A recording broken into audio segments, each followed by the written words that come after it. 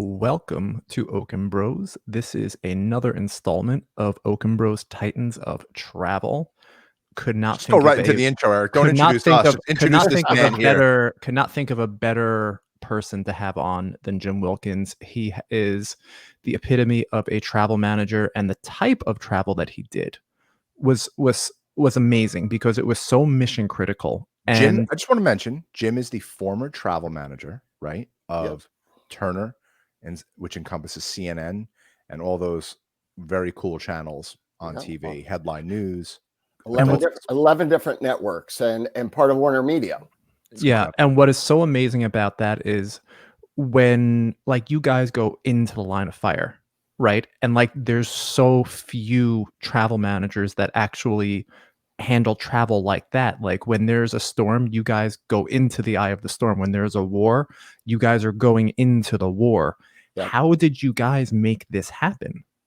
So, it's an interesting question, and good morning. It's an honor to be part of the Okon Brothers podcast because you guys are amazing. Thank you, Jim. And so my days at Turner, let me back up and build up to that story. I got into this crazy business 30 years ago, and it was a sheer mistake. We can talk about that later. So I was in the airline business, and I have an aviation background. I've had a love of aviation since I was a kid. And I was recruited to go to work 13 years ago for Turner Broadcasting, which one of my reservations was that I was going to work for a 24-hour news network. Right. I had very little quality of life, and I don't want to say that loosely with my former career because I was on the road 250 days out of the year. So I was never home, and I wanted to start a family. And so I saw the opportunity to join Turner and be at home more, sleep in my own bed more. But it's a 24/7 news network. And so, yeah, CNN is just one of 11 networks that Turner Broadcasting, Ted Turner had founded back in the day. His legacy still is alive and doing well. And to answer your question, Eric, yes, most travel managers, besides the ones in the news cycle, have a fiduciary responsibility to get travelers and keep travelers out of harm's way, duty of care. Well, we had a distinct responsibility of doing that, but also putting people into the most dangerous, volatile situations you can imagine. So while I wasn't a travel manager at CNN because I left Turner Broadcasting at the end of last year, I haven't worked through what it's like to have a pandemic the way we're in right now with COVID-19. But I've worked so many different pandemics. It's not even funny. It's really not. I've worked N1H1. I've worked Ebola. I've worked SARS. You name it, and I was involved in all of them in my 13 years. So a lot goes upon. You have to have a policy that clearly spells out what travelers are allowed to do based on their profile settings. And so for a news gathering individual, we have a cruise made up of typically back in the day, it used to be made up of about 6 or 7 people would hit the road together. But as technology improved, we could get by with 3 people. And that was one person in front of the camera, one person behind the camera, then person in front of the camera was the talent. The person behind the camera was, we call them PJs, a photojournalist, and then a producer. Usually they'll bring along a 4th one to help schlep gear, lighting, and be the jack of all trades and stuff. But these crews would go into war zones. They would go into Ebola situations. They would go into handle school shootings, you name it. And every bad thing that happens in the world, news coverage has to happen. Right. And so and not just in the US, but this is globally. So yeah, it was a fine balance of making sure they had the right training, making sure they had the right supplies, making sure they had the right gear. We would send people to a story. They would think they would be gone for 3 to 4 days. They'd be gone for 3 months. Oh my No way. God. Yeah. Without a doubt. Jim, what was the hardest one you've done? What catastrophe, pandemic? What was the absolute one where it was like, how are we going to do this? How are we going to pull this one off? Wow, I would have to. And what I love about this show, it's not rehearsed at all, so No. you have to think on your feet. There's a couple I would categorize that in two sure. different ways. Give us your top 5 like hardest things you've ever done at CNN. The most dangerous is putting individuals into a war zone. Hold on 1 second. So how do you do that? So like how do you put like you can't call the Four Seasons of Baghdad and say how do you put those 3 or 4 people into Baghdad? Yeah. So there's a few things that go into that. Number one, we would leverage we have crews around the world and all the bureaus around the world. So the bureau that could reach the story first would be the one that would spring into action. So if that was in Baghdad, it would most likely be our Abu Dhabi office would go into that region, and they have that type of training that they're used to dealing with more hostile situations than most. They probably have the most experience. So that's what it's geared off of, is which bureau can get to the story first. And if you're going in the field, a news network will not put you in harm's way unless you have the proper training. Number one, hostage training, survival training, name it. So war zones are probably the toughest, to answer your question, because we also aren't just putting our news crews in a war zone in Baghdad. We might be putting someone into a war zone that happens, or maybe not necessarily a war zone, but potentially in the APAC region, in Korea. So we know what correspondents can go into North Korea because Americans cannot. And so our partners in the travel management field, and there's one individual, I'm going to call him out right now. His name is John Race. He works at BCD Travel. This individual knows how to get people into war zones, but more importantly, knows how to get them out safely. And so what happens when a crew goes into a hostile situation like that is they employ people on the ground in that region, and we call them fixers. They fix situations that could come up. And then secondly, you have to have a solid policy that helps support these individuals when they're there, gives them ground intel, gives them background about the embassies, gives them background. And so that is the security tools that we rely on heavily. And I'm not going to call out a security tool that failed us one time, but we were with them for many years. And they let us down when we were when we were getting people out of the Ebola scare. So we had to pivot, adapt, and get a company that knew our business and didn't take it for granted. And so we went with a new security medical team that could give us that intel, because that's, at the end of the day, data, intel is your biggest assets when you're going into these situations. This sounds like such a stressful position. What you went through was the stress level at a 24 hours a day? 24/7. Fidel Castro died 17 times, and he always died on a Friday evening at 5 p.m. when I was getting ready to pack up and go home. And I'm kidding when I say he died 17 times. He actually only died once, but the news networks would get intel out of Cuba, and they would be like, we think this is it. And so we would carry around a pre-described pamphlet of information about charters, about what hotels we were going to use, what gear we needed, how many people. There was a manifest, so to speak, of what we needed to do for that. And so news networks, including my former employer, they have shelved stories already ready to go, because we also are responsible for, as soon as something happens, when a president passes, a dignitary passes, anything like that, we have to be ready to go to air immediately. So we already have, and I hope I'm not speaking out of turn, but we have death watches on all dignitaries, and you have to have that so you're prepared to go to air. I mean, it's so important, but I mean, just your form of travel is so unique, and I just feel like people don't appreciate what travel managers do for corporations, and especially they don't even know what's being done behind the scenes at a news network to get you the news, to get you that 1 minute clip of something extraordinary, what goes on behind the scenes to actually make that happen. So it does. It takes a skill set that you don't go to work for a company like that with all that. I could go to work with another network and I would pretty much know what I had to do to make sure my house was in order to respond to these types of things. But as a new travel manager, if you're coming from manufacturing or pharmaceutical or any of the other industries, you have to learn. It's not a skill set you bring to a network. Right. And I'll tell you another one that was very challenging was an earthquake. We responded to an earthquake in Haiti.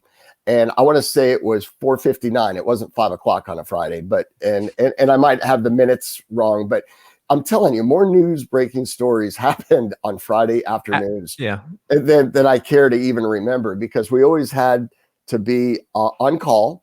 My phone had to be next to me, because you're not reading emails at 3 a.m. So when something breaks, you're not looking at an email saying, "Oh, I gotta jump into action." The producers would call you.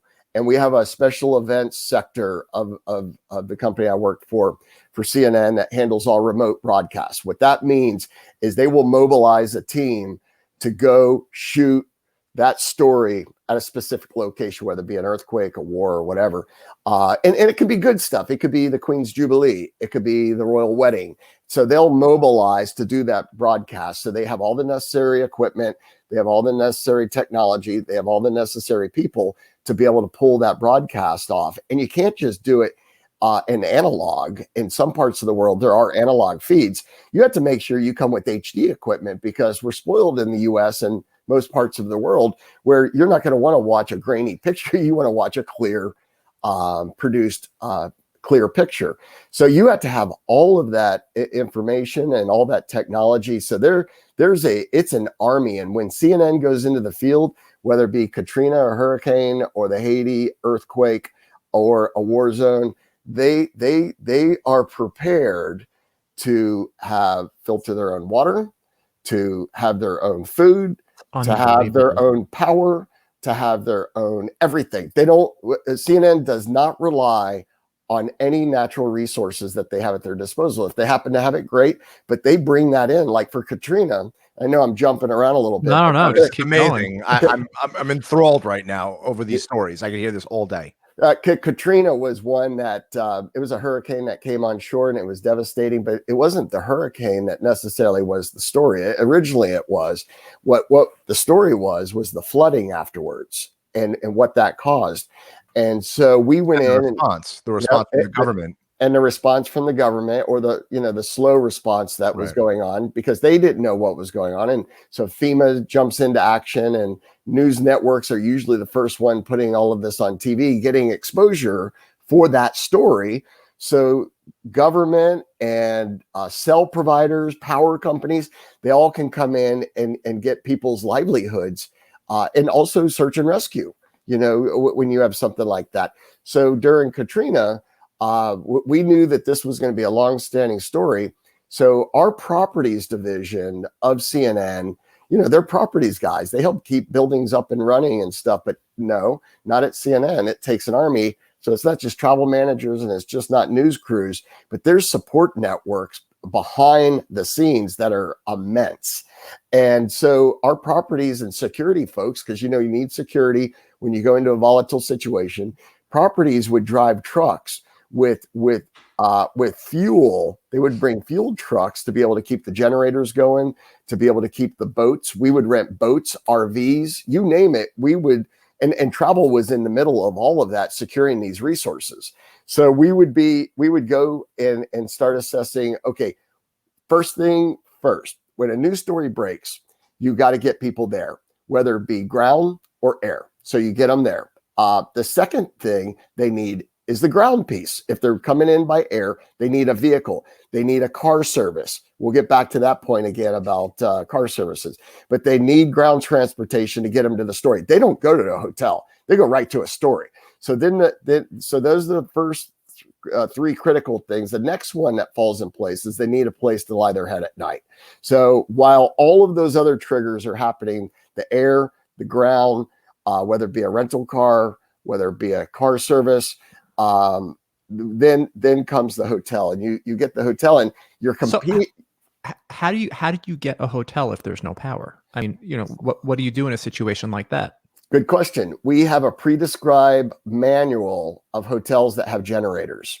We have we have hotels in our arsenal. This is insane. This is that we know what hotels have the right facing walls that are built out of brick. So when there's a hurricane, we know that we're not putting our people in harm's way, because I had and other network travel managers have a duty of care not to put people in a dangerous situation. And you can't put them in a hotel with no air conditioning or no electricity, or at least you try not to.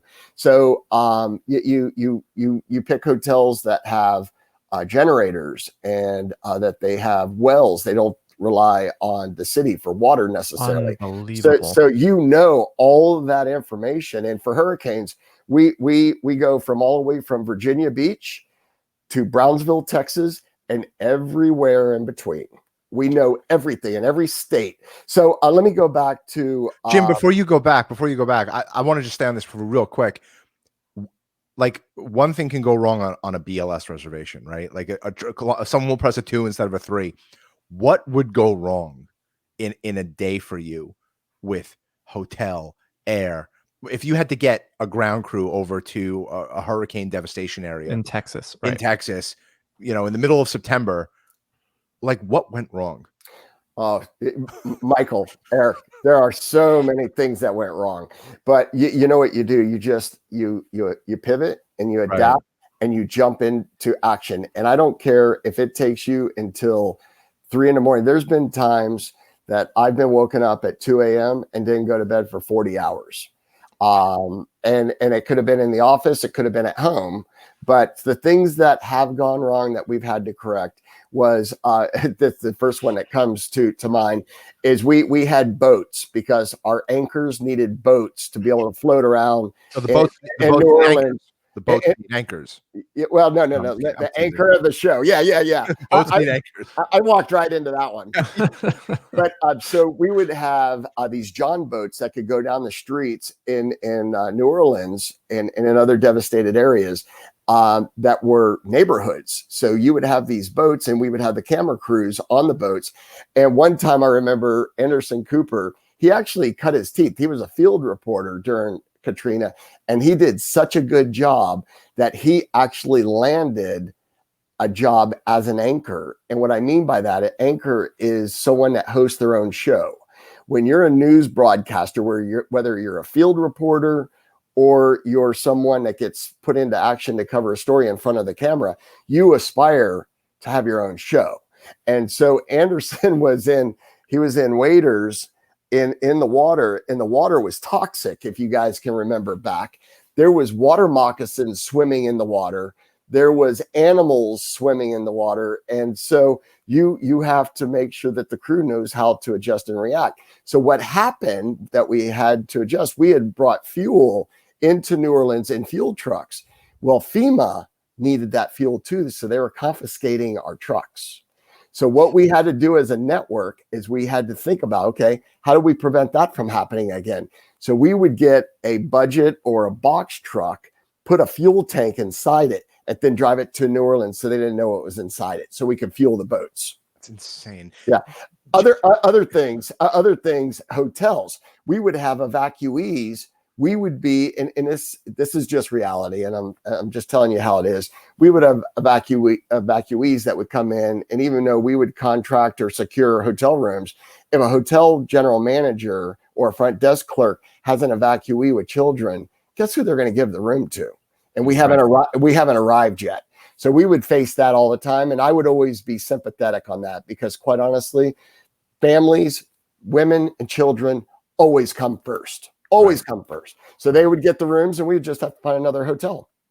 Jim, we once, real quick story. This, I had to add this in there.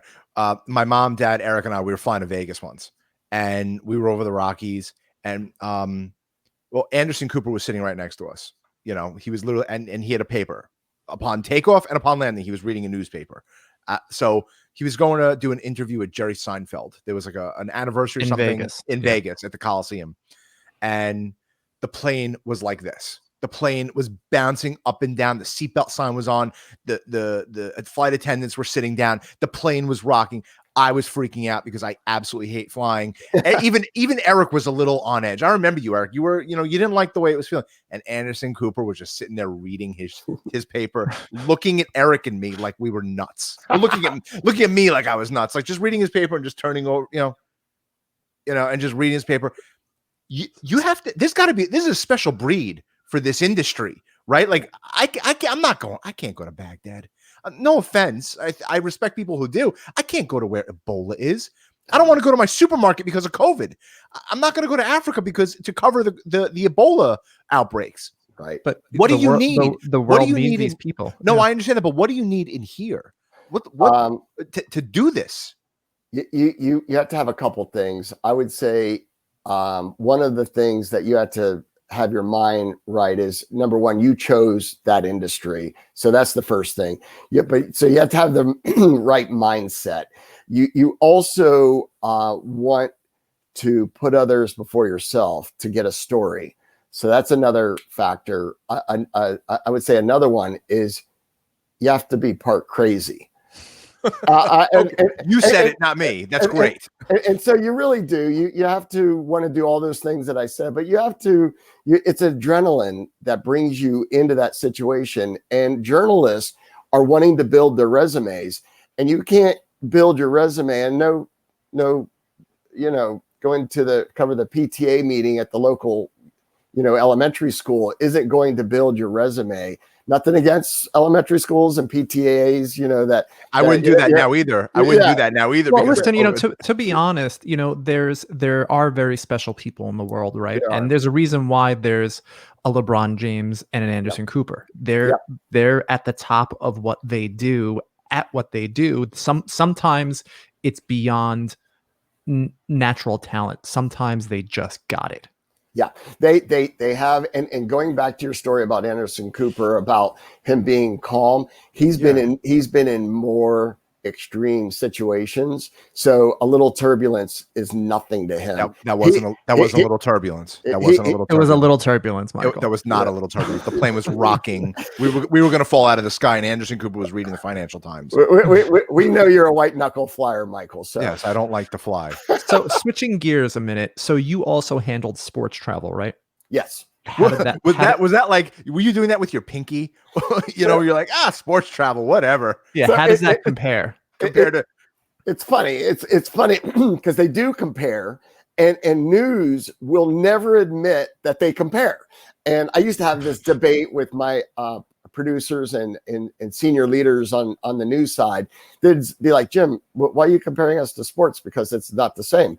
They know what game they're going to cover ahead of time. And I said, yes, you're right.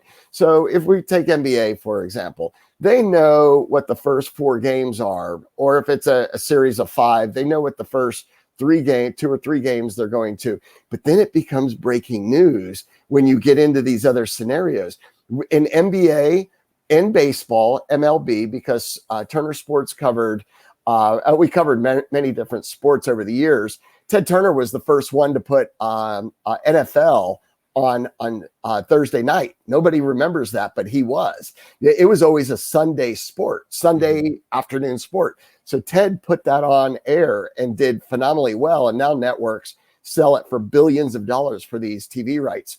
So news and sports, if I can solve things for news and sports as a travel manager, the rest of it is a piece of cake. I mean, the corporate traveler has no reason to complain if I'm handling the news and sports and the problems they bring to the table. Then that's gravy. But so what I mean by news and sports being the same is there comes a time where at the beginning of a normal NBA year, there will be, and TNT is the one that produces and puts that on air. One of the other networks I was speaking about. They would have an A crew, telecast crew, camera crew, because they all work together. There would be a B, C, and D. So A would be your most experienced and your most notable broadcasters, like a Marv Albert. You got Ernie Johnson comes to mind, and many others in the sports realm. But so you would have these all these different talent, but they want to work with the same reporters, the same camera crews. So we would not know until the NBA season was done. And that usually was in April, middle of April, right around tax day, April 15th. We wouldn't know where those crews were going. So we'd have to have scenarios. Are they going to LA to cover a Lakers game? Are they going to San Antonio to cover that series? Are they going to Milwaukee? Are they going to New York? Are they going to Miami? So in that regards, it is like breaking news. So it was similar. Then this crew would go to cover that series until they didn't know what city they were going to next. So we would have to negotiate contracts for hotels that had broadcast release clauses. So we would have to have any possible scenario out of the whole NBA. We would have to have every city covered: Chicago, Orlando, New York, LA, Phoenix, you name it. We had to have it all contracted. And as they would get eliminated, we would have a broadcast release clause that would say, okay, we're not coming to your hotel because that team has been eliminated. So we get out of that contract financially free. So the hotels, in order to get that sports business, they have to understand that it's a little volatile, and you know, no one wants to lose a piece of business, but a network isn't going to pay for rooms we're not going to consume, or at least that's what we try to do. That brings me to my next question. Politics season, right? Like the election season. RNC, Wow. DNC, RNC, DNC. keeping politics out of this. Yeah, no, this is not a politics question. This is, Yep. We're talking to the former travel manager for CNN, Eric. I mean, like, I want to know. I know. No, let's I go want to for know. it. Yes, like there was the hurricane season, right? There was sports season. What the hell was politics season like? So the politics season, as we all know, for the presidential term runs every 4 years. Senators and congressmen every 2 years. So there's a presidential cycle that goes 4. And the way the presidential cycle ramps up is you have a field of candidates. Let's just take this year is kind of a crazy year, but I'll use that as an example. No, it's not. No, it's not. It's not a crazy year. It's not. Yeah, I don't know. I don't know what you're talking about. 2020. You know, we thought it was crazy when COVID hit, and then it just got crazier. It's going to get worse with this election. And then we thought COVID was gone, and then it got crazier with all the other stuff going on in the world. And yeah, exactly. So usually you start with a field of candidates, and this year there was an incumbent party, the Republicans. So Trump was going to be rerunning. So the Democrats all lined up, and what was there, 35, 40 candidates, but they narrowed it down to about 20, 25. They got on stage and they did their debates and what have you. So then there's the debates. And then what happens is then you hopefully have a candidate where you don't have what we thought was going to happen in 2016 is a brokeraged convention. And what that means is you don't have a nominee going into the convention. And the convention is for all the delegates to get together to get behind it and say, yes, these are the votes for our candidate. This is who's going to run for president. Mm-hmm. So the conventions come after the debates. Then you have the conventions. And then you have, once you have two candidates that are going to go head to head on either side, maybe even an independent that gets thrown in there. Mm-hmm. But normally it's a Democrat or a Republican that are going against each other. Then they have 3 presidential debates and 1 vice presidential debate. Mm-hmm. And then we have election night. So election night is when we decide as a country. Then after that, we have inauguration. So in 2021, the inauguration will happen. And when Obama had his second term, he had the inauguration date fell on MLK date. So we had to shift gears, and he didn't want to have his inauguration to, make sure we paid our respects for Martin Luther King and that holiday and what that's all about. So we had the inauguration the next day. And so what happens after inauguration is we have a candidate, we have a president that's going to run our country. Hopefully is the country is unified, and we're not unified right now. So when November 3rd comes around, it's going to be an important day to get out and vote and decide on who your next president's going to be. Mm-hmm. So we'll keep out of politics, so to speak. Please. So what I would do as a travel manager on the very next day after inauguration, I would start thinking, where's my next convention going to be? Really? So if I was still at CNN, on January 22nd, or 23rd, if it happened to fall on a weekend, I would take the weekend off. And then on that Monday, I would start saying, okay, what happened during the election night? Where did the candidates lose? What battleground states? That's where I'm going to focus. Wow. My thoughts would be on those battleground states that either the Democrats didn't win or the Republicans didn't win.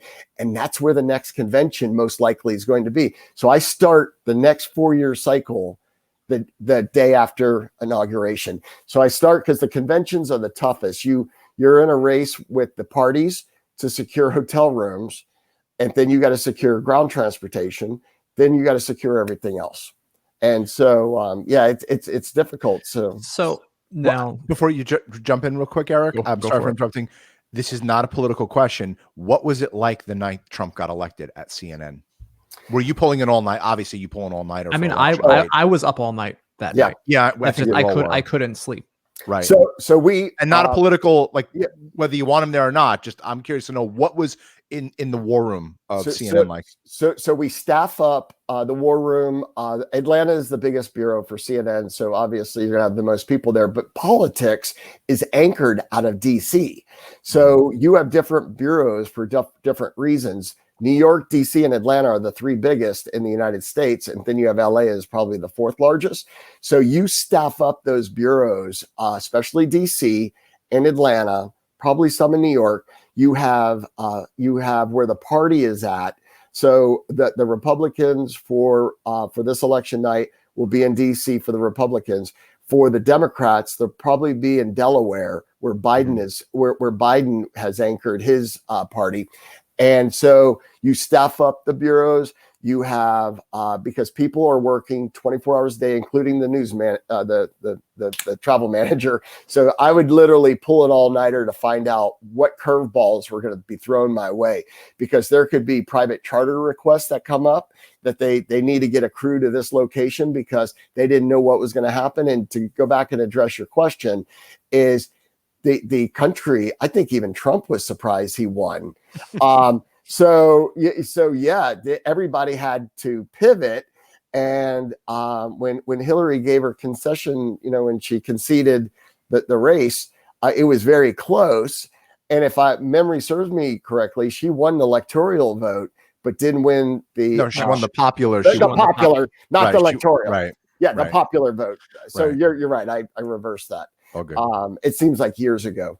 And so it was years ago, but eons ago, I should say. Yeah. And so she won the popular vote, but Trump won the electoral, and that's why he became president. That's how it works. Yep. That's how it works. So now, go ahead, Eric, I'm sorry for interrupting. So now shifting gears. Now you're probably working, 10 to 2, hanging out, not doing much. No, I'm kidding. So what is your day now? Now you're no longer the travel manager there. And now what are you up to? That is such a great question. And so let me take you back to the beginning of Jim Wilkins' career in this crazy industry that we're all in and that we love. I out of college, I am from a family of 6 generations of entrepreneurs. My great grandfather brought a fresco painting business from Florence, Italy, and they went through Ellis Island and then landed just outside Philadelphia. And then my grandfather brought the business down to Florida. So when I graduated high school, there was no expectation about me going to college because no one before me did. None of my brothers. I'm one of 5 boys, and they all you just went to work for the family business. And does that sound familiar, guys? We don't know what you're talking about. We don't understand family business at all.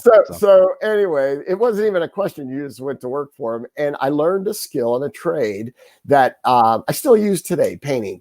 But I respect what my brothers and grandfather and all of my family before me, what they did, painting ceilings in churches and cathedrals in Florence, Italy. But I couldn't stand it. I hated painting. I hated the smell of it. I hated to get it on my hands. And so I respectfully bowed out and said, what do I do next? I got to go to college. So I went to school and I got out of college and I started an energy conservation company that I fell into. with my family's help, they got behind me and said, hey, listen, we want you to succeed. But you took a route that is not like all others before you in our family. And so I always had a love for traveling. My father was loved to travel. My mother loved to travel. We would get in the car and go places. We'd get on planes and go to the Bahamas growing up in Florida. We had boats when I was growing up. So I always loved to go places. So when I was running my business, I would always look on, hey, what's my next trip? Where am I going to go next? And so running my energy conservation company, my banker would see my business would slow down in the wintertime.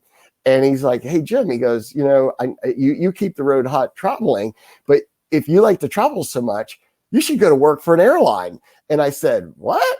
I'm running a business. Why would I go work for an airline? And he's like, well, your business slows down in the wintertime. Delta Airlines needs people in the winter because all the snowbirds come from the Northeast to Florida. And then they need part-time people. You can still run your business, but you only go to work for 4 or 5 hours a day and you fly for free. And I said, you fly for free? I'm like, are you kidding me? And so he goes, yeah, here's an application, fill it out. So I sat on it for a couple of weeks and he goes, hey, Jim, you never brought the application back. And I said, all right, I'll do it. I'll get to it. So I ended up doing it. They called me and they sent me to Atlanta for an interview. I remember this like it was yesterday. And they said you had to be at the airport at 4:30 in the morning. And I love mornings. I just hate waking up for them. And so getting to the airport, we call those dark 30 flights. You guys have been on them. And so I show up to the airport all excited, here I'm going to Atlanta for an interview. And I go up there. I have my interview at 7:30 in the morning. I'm back at the airport by 8:30. But guess what happened that day? Kind of a big day. Eastern Airlines went out of business. I remember that day. And so here's Jim and 15 other people that he traveled up with at 4:30 in the morning to Atlanta, Georgia, was stuck. I was at the airport until midnight that same day till midnight. Wow. And still trying to get on flights. And I remember this guy coming up to us early in the afternoon. We've been bumped on all these flights. And he goes, hey, I used to be a high mileage flyer with Eastern, and Delta's given me this Crown Room membership and I can bring guests in. He goes, you guys want to join me? They have free food and free drinks. And I'm like, well, yeah, I've already blown through like the $100 I brought in my pocket on food and drinks and what have you. So we went in the Crown Room, and the only lady that didn't go into the Crown Room, she goes, we're prospective employees. You can't go in the Crown Room. And I'm like, lady, whatever. I'm going in the Crown Room with these guys. And she's the only one that didn't get hired. And so I ended up going back, and Delta called me, and I almost didn't return their call because I didn't want to go to work for them. I'm like, if that's how fiasco. If that's how they treat their employees, why would I go? But they were a wonderful company. I had a long, fruitful career with Delta. I worked my way through operations. I lived in 5 cities in 4 years, including New York. And I saw the world. I have nothing but great things to say about Delta. They're going through some tough times like all of us are in this business, but they will survive. They know how to survive, and they'll do the right things. So after bankruptcy in 2007, I was recruited to go to work for Turner Broadcasting. So I feel like I left Delta in better shape than I found them. I had my dream job. I was managing $200 million of corporate revenue. I had the biggest account list you could even think about or dream about. I had traveled to almost every continent in the world, but I wanted to not be an absentee dad, and I wanted to be a father. And so my wife and I talked about it, and I said, hey, this is a great opportunity for me to go to work for Turner Broadcasting. I'll be home. So I did that, and I left Delta. I left the job that I loved. And so I had a fruitful career. Loved Delta. I loved Turner Broadcasting. I loved everything that Ted Turner did and was all about. He was an entrepreneur. I was an entrepreneur at heart. And those are the people that they would try to hire because they didn't want to hire people that lived in this box. They wanted to hire people that weren't afraid about making mistakes. Don't make them again, but learn from your mistake and move on. And so I was there for 13 years and never thought about leaving.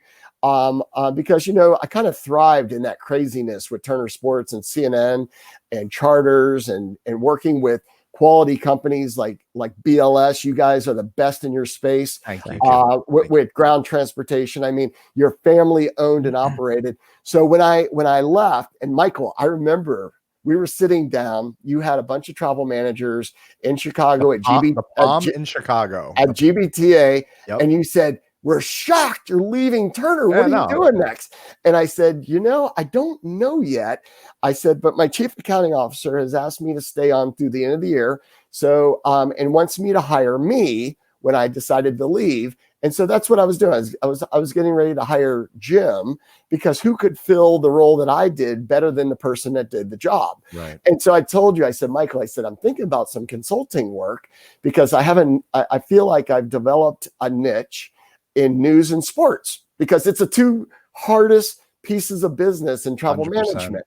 I mean, I'm not discrediting people that work in insurance or pharmaceutical or in manufacturing, but the entertainment vertical is so nothing like it. difficult. It's so nuanced. It's so nuanced. It really is nuanced, because the talent is never wrong, no matter what. Really? I'm just learning so much today, Jim. The family business and talent's never wrong. The talent, all news to me. The talent, that. The talent's never wrong. I used to call you guys, and whether it was your fault or not, you would be like, Jim, we're going to fix it. 100%. And it may have not even been BLS's fault. It may have been the booking agent booked the wrong day. But Eric, you want to mute that shit? Yeah, I'm working on it. Sorry, I'm just glad it's not my fault. Yeah, no, same thing. You got to mute your line, bro. Put it on. I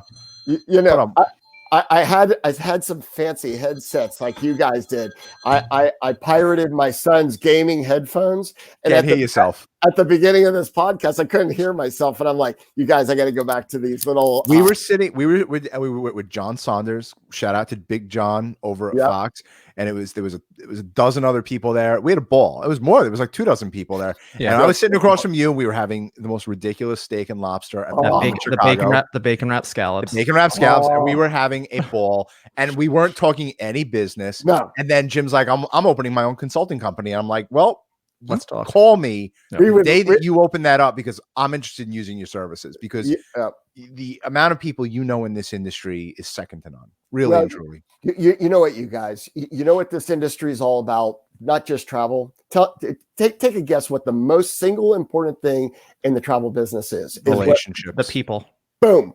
That is number one. 100%. You have to build relationships. And as a child, my parents taught me to never burn a bridge, because you never know when you might need to cross it.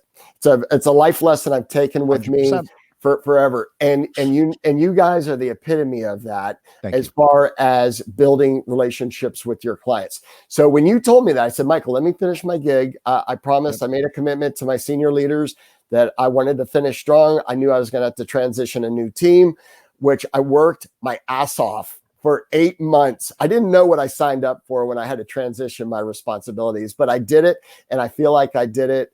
My colleagues at Warner Brothers and HBO were very gracious. I love them to death. I wanted them to succeed, because I knew they had expertise in their field, but they had heard me on conference calls throughout my 13-year career, but they had no idea what they were about to step into with news and sports. And I really wish they would have. I wish COVID would never have hit. I think I know. Well, none of us ever want a global pandemic to hit, but I didn't want it to hit. I hate that it hit, because it has devastated our industry. It has devastated lives.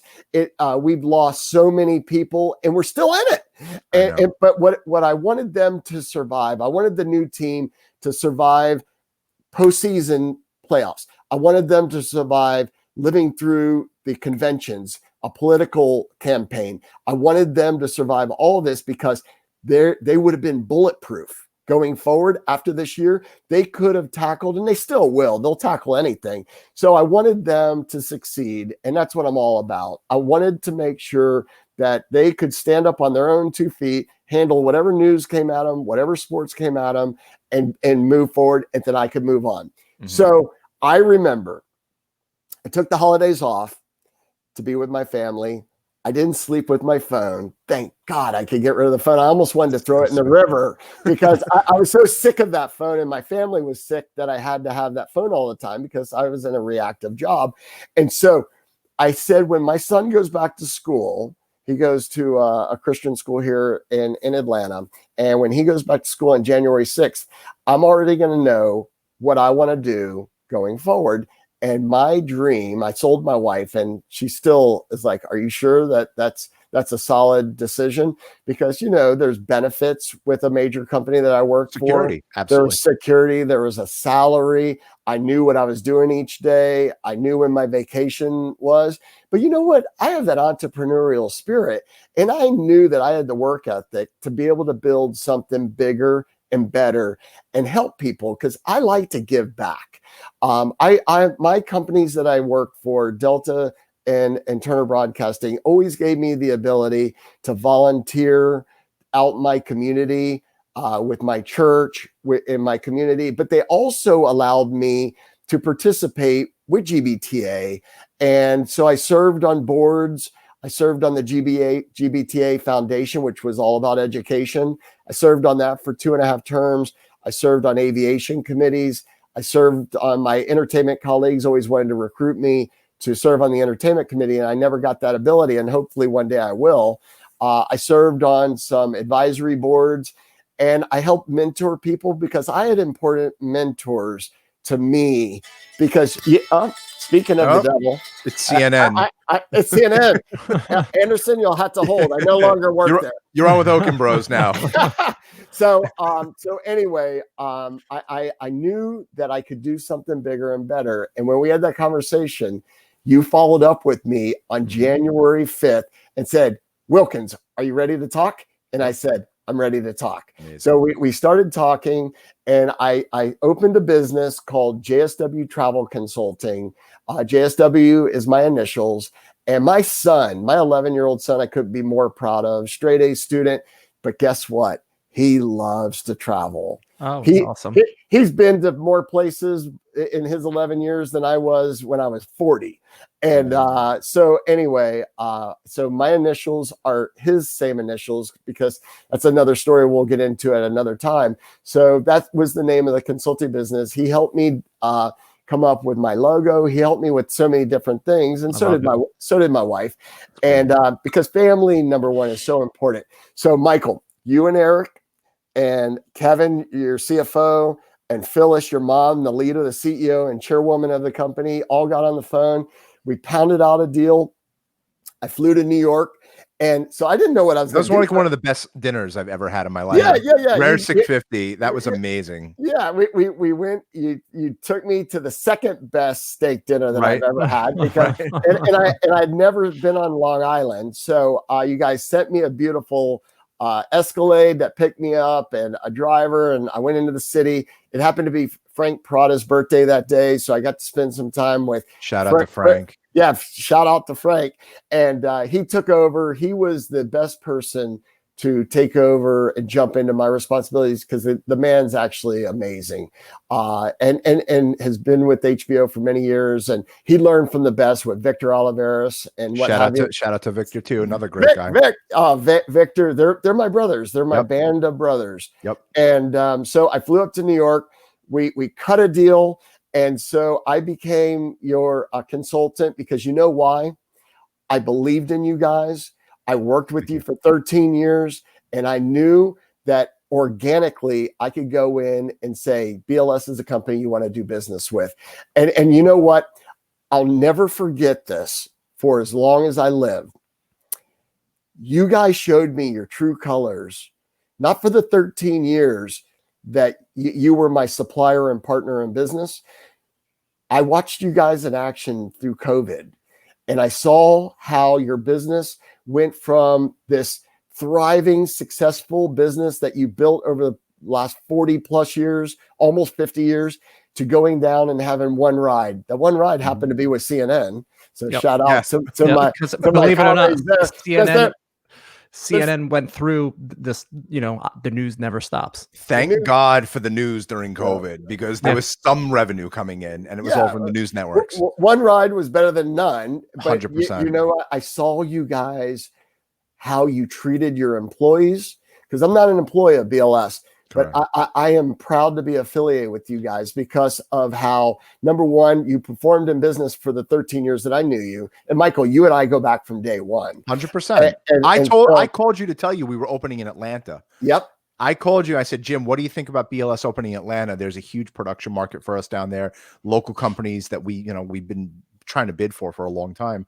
Yep. And you said it was the smartest thing we could have done. I also want to add that Jim's expertise, where he's coming to us as a buyer, where it's not only just introducing us to other, to other people in the travel industry. He came when we were building out a new perspective. And when he came and we were building out our COVID-19 protocols, and he was on the phone with us every single day, especially when it was, darkest before the dawn. Yep. He was there with us every step of the way, and he helped us tremendously build out this program and just come from a different perspective, which we've never had before.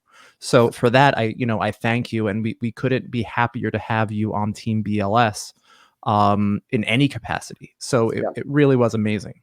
Well, like I said, I trust and I believe in you guys. Out of when I was had my energy conservation company, I had a guy that said, I see something in you that I would like you to come to work for me selling insurance. Nothing against the insurance industry, but I hate stroking that check every month, for insurance. And my oldest brother always told me, he's like, look, you stroke the check so nothing happens. And you guys have the biggest insurance policy in the industry with $11 million, that if something does happen, you hope that it doesn't, but if it doesn't happen, I'm sure you hate stroking that check too. But so I couldn't go to work in the insurance business because I didn't want to be that guy that was taking something from somebody that they hated to do.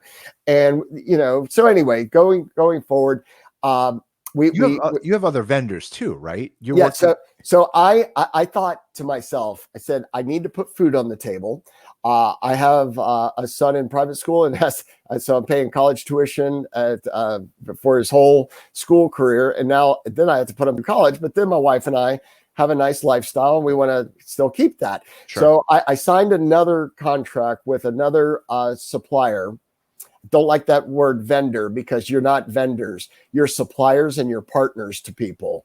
And and so I went to Palagonia with Apollo Jets, because they got me out of shout out to great Al, guy, because they worked their magic, you guys worked yours. So now I do business development work for Apollo Jets, and we've hit this roadblock, you guys, and business hasn't come in like we thought it would, but it will. We will survive this. This industry, 100% confident. This industry is so resilient that we're going to come back stronger, better, and the players that survive, because you guys have been through this. Airlines have been through this, and you guys, you saved your money for a rainy day, and that's why BLS is still around. That's why you'll still thrive. That's why Apollo Jets is still around. 100%. And there's other good airlines out there like American Airlines and Southwest and United, but Delta, I'm partial to Delta. Sure. I'll always be an alumni from Delta Airlines, so I have a special place in my heart for them. And I hate to see the layoffs going on in the industry. A lot of my hotel colleagues that were so instrumental with those relationships that I had, and I see them out of work. They're going to work in other industries, but you know what? Our industry is going to come back. It's going to come back stronger, and it's going to thrive. It's just going to take a little time. And we've had to do different things. You guys put dividers in your cars. 100%. What a brilliant idea to do that, even if it just increases safety by 5% between the passengers and the drivers. You're worrying about your employees. 100%. You're worrying about your passengers. You have the same technology spraying the inside of your car that Delta does. Delta has blocked middle seats, so there's space between people. And so good companies are making right decisions. They're making capital investments that are keeping people safe, because you know what?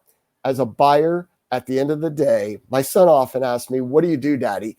And I summed it up and I said, Jaden, I said, Daddy and his team get people home safely. 100%. That's what we do. It's what we do. There's a lot of other stuff that goes into that. So, so I didn't stop there. I still wanted to be a buyer. I've spoken on BTN panels as buyers. I've given back to the industry. I've spoken on panels with GBTA.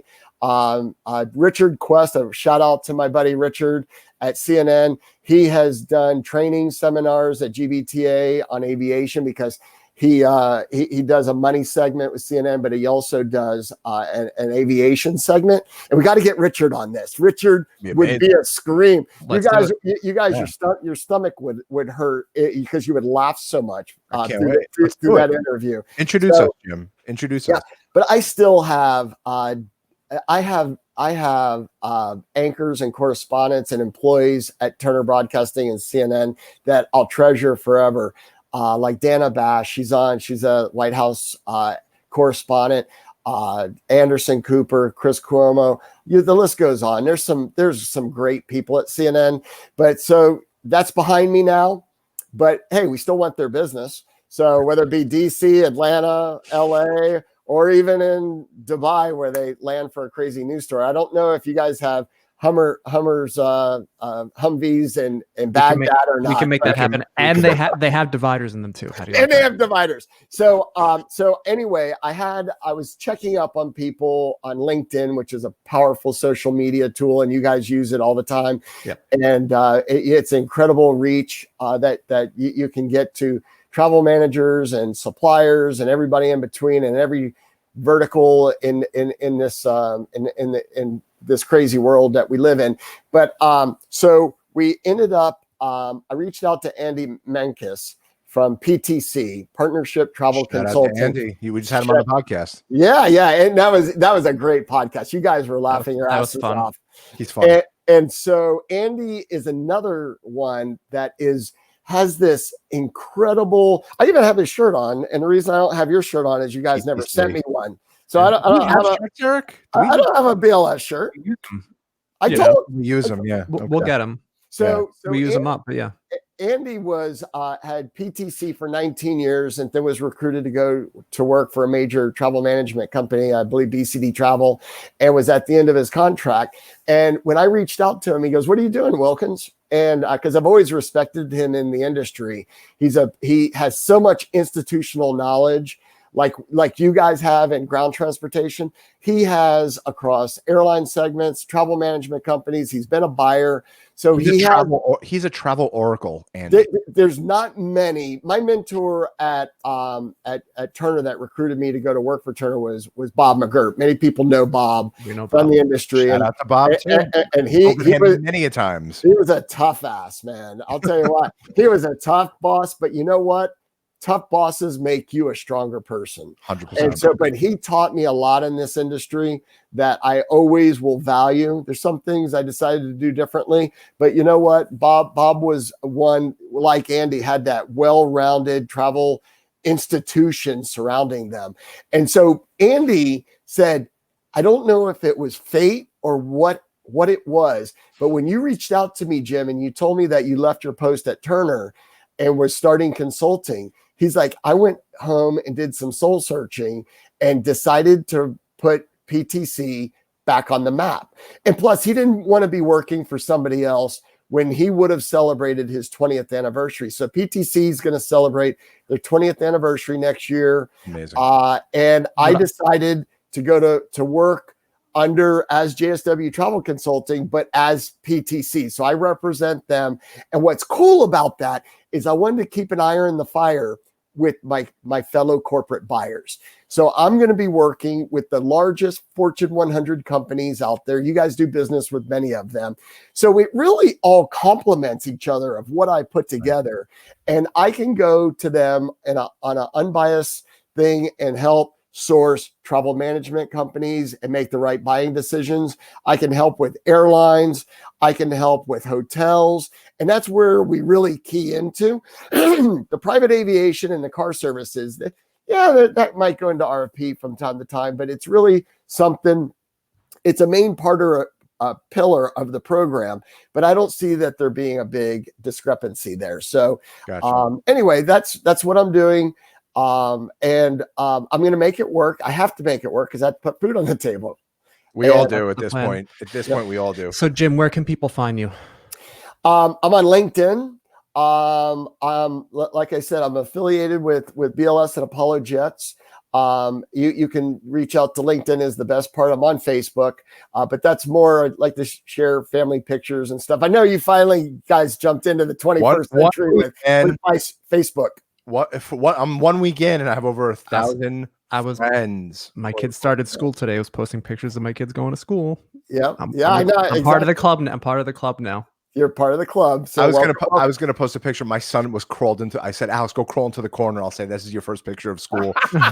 So he hunched over. He's like hunched over in the corner. Yeah. So my mom's like, "Is he okay?" I'm like, "It's just a joke, Mom. It's all good." But yeah, today's the first day of school. But Jim, you are a rock star. We love you. Thank you for coming on. This was amazing. This was great stories. I hope that it gives a lot of people value and some entertainment. So we appreciate you coming on. Yeah, everybody. Jim had something else to say. Yeah, I had one last thing to say, and you can go to blsco.com, apologets.com, but PTC has a website. It's Partnership Travel. It's Partnership T as in travel, C as in consulting.com. So you can find me several different ways. But guys, it's been an honor. I've watched your podcast. You've had some great people on this podcast. And so I feel like you've made me now an alumni of the Okon Brothers podcast. 100%. You will be on again. I think we got to get you and Andy on at the same time. That should be a lot of fun. But we need drinks then. Jim, we'll do a live one. We could do a live one. That'd be awesome. It's got to be happy hour. I have my shake here that I have. Smoothie. My kale smoothie. We have to do what we have to do, guys. Listen, everybody, subscribe, comment, and share. We appreciate everybody tuning in. And thank you guys. Thank you guys. Jim, hang on 1 second before we log off. You got it.